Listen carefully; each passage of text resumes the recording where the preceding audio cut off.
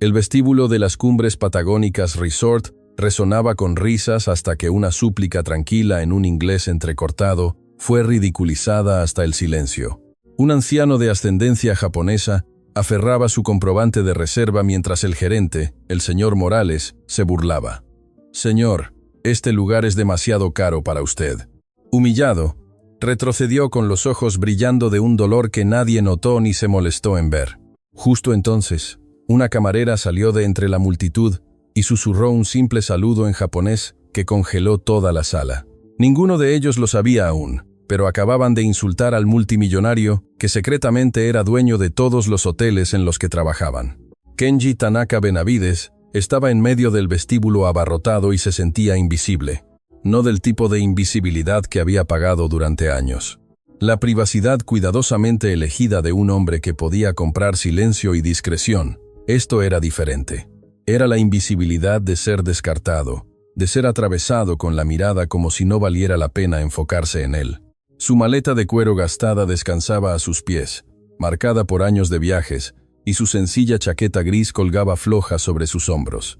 Parecía exactamente lo que había planeado un hombre mayor común de vacaciones, pero no esperaba que se sintiera así. Las Cumbres Patagónicas Resort se alzaba a su alrededor como una catedral de opulencia. Suelos de mármol pulido, arañas de cristal y ventanales que enmarcaban las majestuosas montañas patagónicas como pinturas costosas. Por todas partes, el personal se movía con sonrisas ensayadas, saludando a huéspedes que llegaban con ropa de diseñador y voces confiadas. Una mujer con un ostentoso abrigo de piel en septiembre era escoltada al mostrador por dos botones que competían por su equipaje. Un hombre en traje a medida chasqueaba los dedos y un conserje aparecía a su lado como por arte de magia. El aire olía a perfume caro y flores frescas, y debajo de todo, el sutil aroma del juicio. Kenji llevaba 20 minutos en la fila. Cuando llegó, había 6 personas delante. Ahora quedaban 3, pero él seguía en el mismo lugar porque cada vez que se acercaba al mostrador, llegaba alguien nuevo, y el personal lo hacía pasar adelante. Una pareja con ropa de tenis a juego, una familia con bolsas de tiendas en las que Kenji tenía acciones, un empresario sin equipaje, solo con un teléfono pegado a la oreja, y una expresión que decía que el mundo le debía rapidez. Cada vez, Kenji retrocedía. Se decía que no importaba. Se decía que por eso había venido, para ver cómo trataban sus propiedades a la gente cuando creían que nadie importante los observaba. Pero saber algo y sentirlo eran dos cosas distintas, y en ese momento se sentía pequeño. «Disculpe», dijo en voz baja a un empleado que pasaba, un joven con uniforme impecable y una placa que decía Diego. Su inglés era cuidadoso, cada palabra colocada como una piedra sobre un arroyo. «Tengo reserva». «Espero mucho tiempo». Diego lo miró de reojo y siguió caminando, escaneando el vestíbulo en busca de alguien más importante. «Tendrá que esperar su turno, señor», dijo ya alejándose. La palabra señor sonó como un pensamiento tardío, algo que le habían entrenado para decir, pero que no sentía. Kenji asintió y se quedó donde estaba. Le dolían los pies. Había viajado 18 horas, de Buenos Aires a Salta, a Bariloche. Cada vuelo, otra capa de distancia entre él y la vida que se había derrumbado a su alrededor 3 semanas atrás. Su sobrino, su propia sangre, el chico al que había mentorizado, confiado y preparado para tomar la empresa. Y todo ese tiempo ese chico había movido piezas en un tablero que Kenji no sabía que existía, haciendo tratos a sus espaldas, posicionándose para sacarlo. La traición había sido limpia, quirúrgica y completamente legal, también devastadora. Así que Kenji había hecho algo que no hacía en 30 años. Se había ido sin escolta de seguridad, sin asistente, sin nadie que lo mirara y viera dólares, poder u oportunidad. Solo un anciano con una maleta y una reserva hecha bajo un nombre que nadie reconocería. La fila avanzó. Kenji avanzó con ella. Ahora solo 2 personas delante. Podía ver el mostrador donde una mujer con maquillaje perfecto y una sonrisa aún más perfecta tecleaba en la computadora. Ella levantó la vista, cruzó su mirada por una fracción de segundo y volvió a apartarla. No valía su tiempo. Detrás de él oyó risas. Un grupo de huéspedes, 3 hombres con ropa de golf y bebidas del bar, se habían reunido cerca de la entrada del vestíbulo mirando algo en un teléfono. Uno miró a Kenji y dijo algo demasiado bajo para oírlo. Los demás rieron más fuerte. Kenji no se giró. Había aprendido hacía mucho que lo peor que podías hacer era reconocer la burla. Solo los animaba. Siguiente, llamó la mujer del mostrador. Sofía. La persona delante de Kenji avanzó. Solo una más. Solo una más. Si pudiera registrarse, subir y encerrarse en una habitación donde nadie pudiera verlo.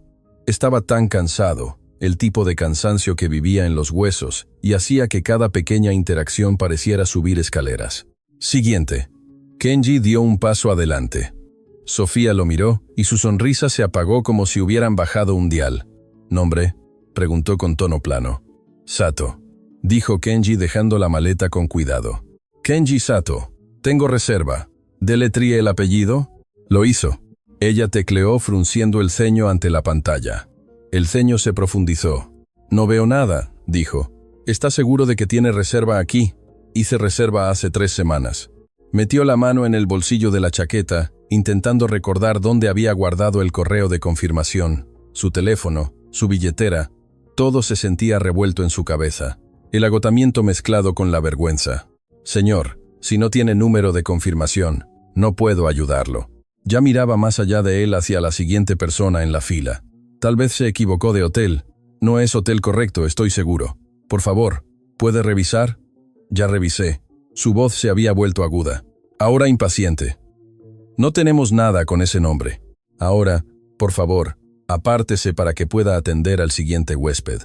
Apártese como si fuera un obstáculo en el tráfico, como si fuera algo que estorbaba. Kenji sintió calor subirle por el cuello.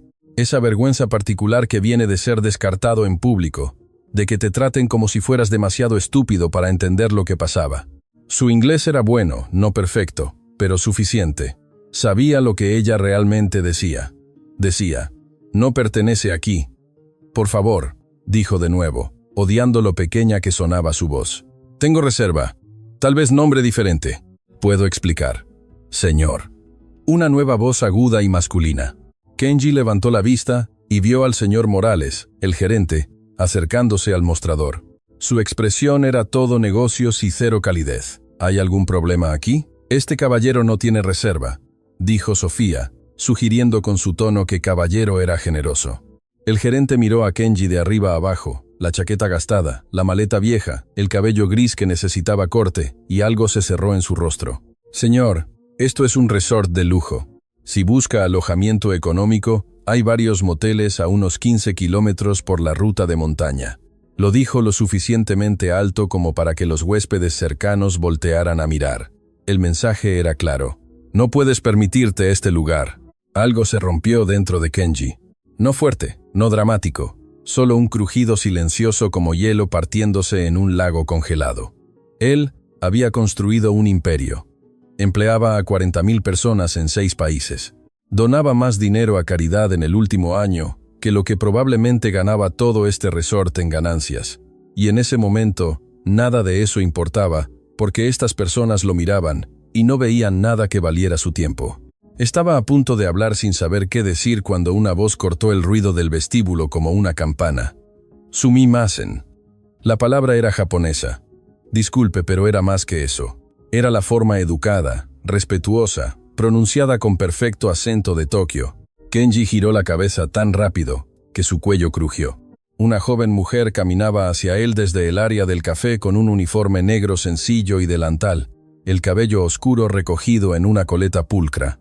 Parecía cansada del tipo de cansancio que viene de demasiadas horas de pie, pero sus ojos eran amables y lo miraba directamente.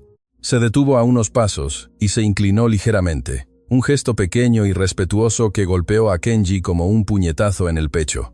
Luego habló de nuevo, y esta vez no fue una palabra. Fue una frase completa, fluida y natural, e increíblemente inesperada. Señor, ¿puedo ayudarlo? Las palabras estaban en japonés perfecto, y de repente todo el vestíbulo pareció contener la respiración. Kenji la miró fijamente. Por un momento, olvidó dónde estaba. Olvidó el rechazo de la recepcionista, el juicio del gerente, las 18 horas de viaje y las 3 semanas de traición. Todo desapareció porque esta joven, esta camarera con ojos cansados y una mancha de flor en el delantal, Acababa de hablarle en su propio idioma con el tono respetuoso de su país de origen, y se sintió como escuchar la voz de su madre después de años de silencio. ¿Habla japonés?, preguntó él, aún en japonés, con la voz ronca por la incredulidad. Ella sonrió.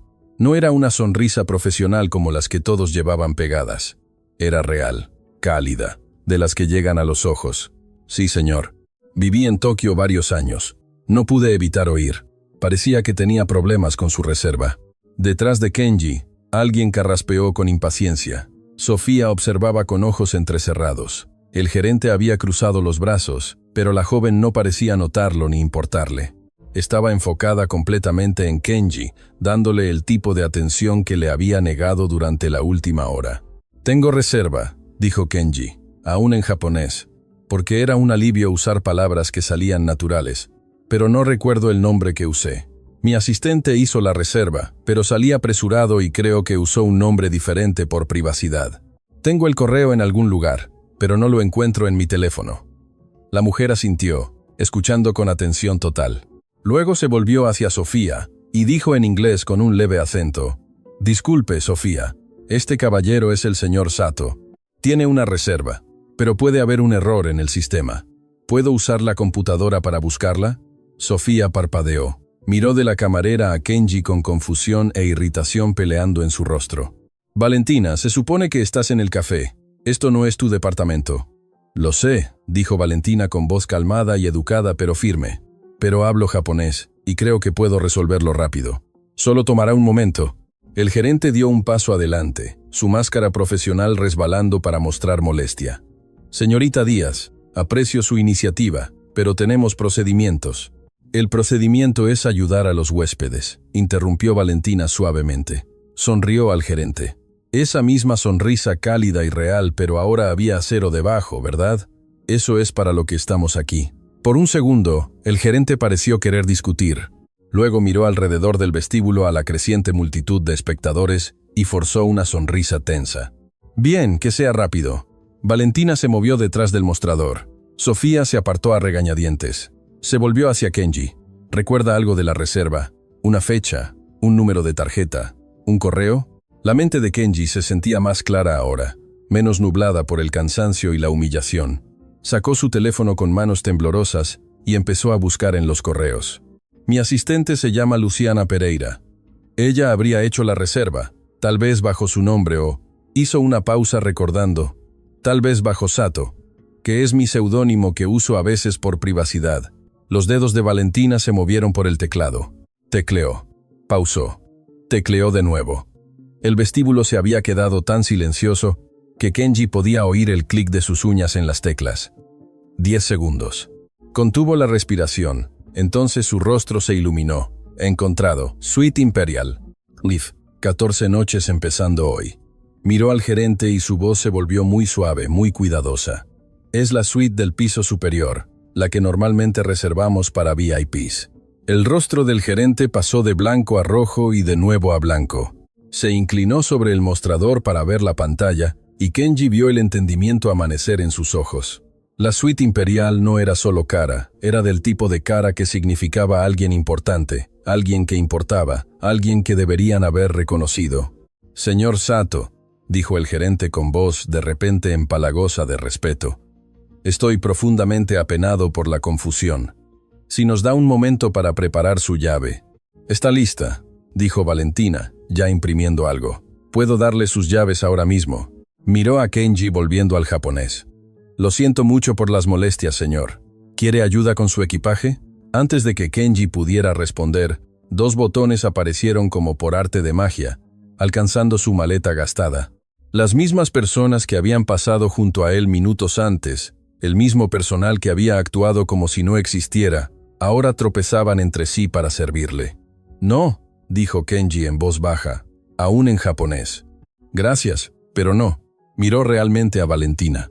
Era joven, tal vez veinteañera, con un rostro que sugería que sonreía a menudo, pero que también había visto suficiente dificultad para entender su peso. Su uniforme estaba impecable, pese a la mancha de flor. Su postura recta, pese al evidente cansancio, y sus ojos tenían algo que él no había visto en mucho tiempo, bondad genuina sin esperar recompensa. ¿Cómo aprendió japonés?, preguntó. Ella miró a la multitud creciente a su alrededor y luego de nuevo a Kenji. Es una larga historia, señor. No quiero entretenerlo. Por favor, dijo Kenji. Me gustaría saberlo. Algo en su voz debió convencerla porque asintió. Mi padre estaba en el ejército. Vivimos en Tokio desde que tenía 8 hasta los 14 años. Fui a una escuela local, hice amigos, aprendí el idioma. Hizo una pausa y su sonrisa se volvió triste, la época más feliz de mi vida. Cuando volvimos a Argentina me prometí que regresaría algún día. Quiero ser traductora. Tal vez trabajar en la embajada o en una empresa que haga negocios con Japón, pero la universidad es cara y... Se encogió de hombros. Ahora trabajo aquí, ahorrando lo que puedo. ¿Trabaja en el café?, preguntó Kenji. Y en el restaurante, doble turno la mayoría de los días. Lo dijo de forma directa, sin autocompasión.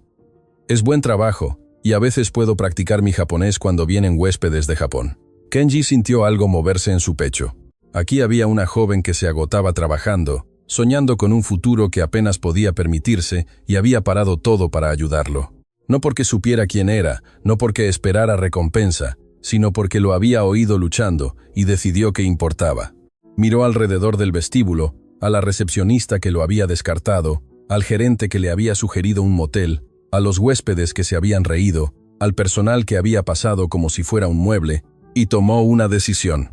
¿Puedo preguntar su nombre completo?, le dijo a Valentina. Valentina Díaz, respondió ella, un poco confundida. Kenji asintió lentamente. Luego se volvió hacia el gerente cambiando al inglés y dejando que su voz resonara por el suelo de mármol. Tengo algo que decirles. Mi nombre real no es Sato. El gerente parpadeó. Lo siento, señor. Mi nombre real, dijo Kenji claramente, es Kenji Tanaka Benavides. Por un momento no pasó nada. Luego lo vio. El reconocimiento amaneciendo en el rostro del gerente como un amanecer. La sangre se drenó de sus mejillas. Detrás, Sofía se aferró al borde del mostrador para no caer. Uno de los botones jadeó. Kenji Tanaka Benavides, dueño de Grupo Tanaka Benavides, empresa matriz de Summer Resort Properties, propietario de este hotel y de otros 63 en todo el mundo. Señor, respiró el gerente. Kenji levantó una mano y el hombre se cayó.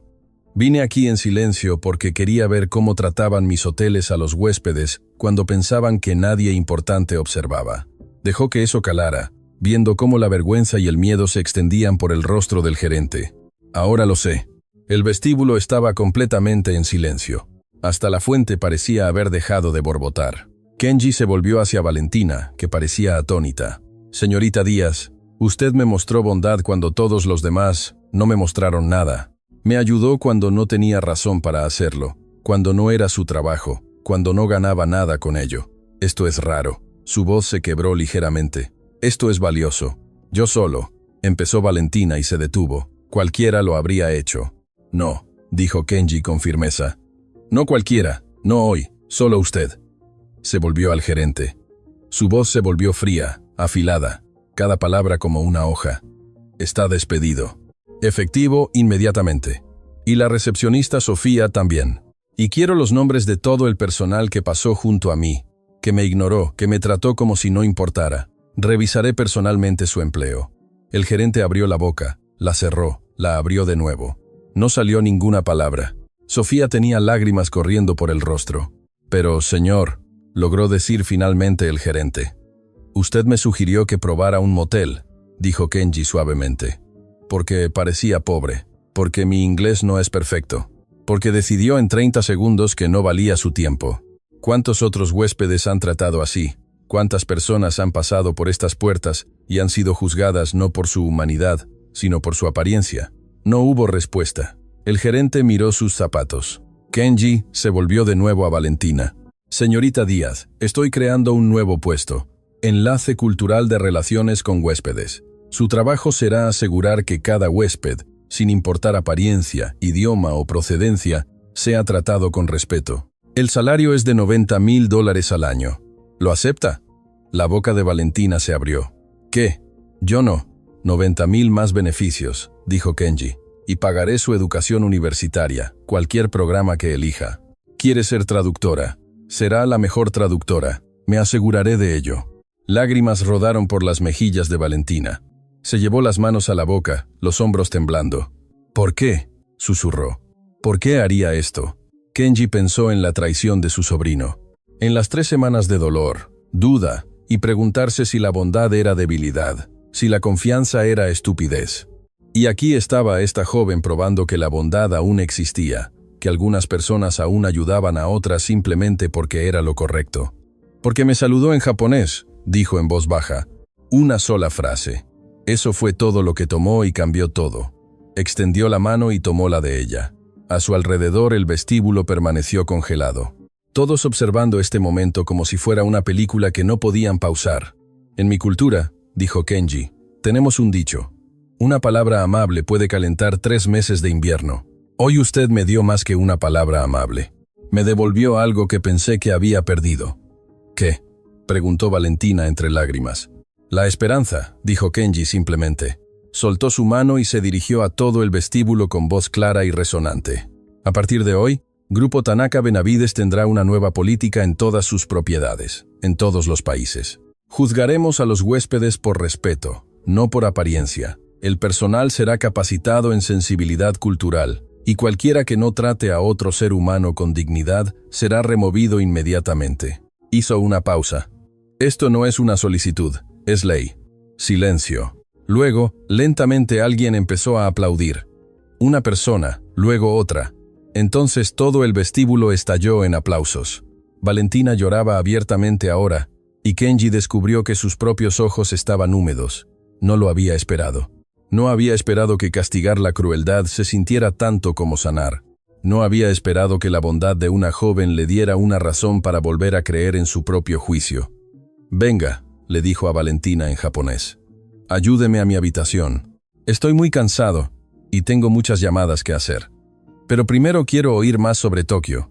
Quiero oír sobre sus sueños. Quiero saber todo». Valentina asintió secándose el rostro.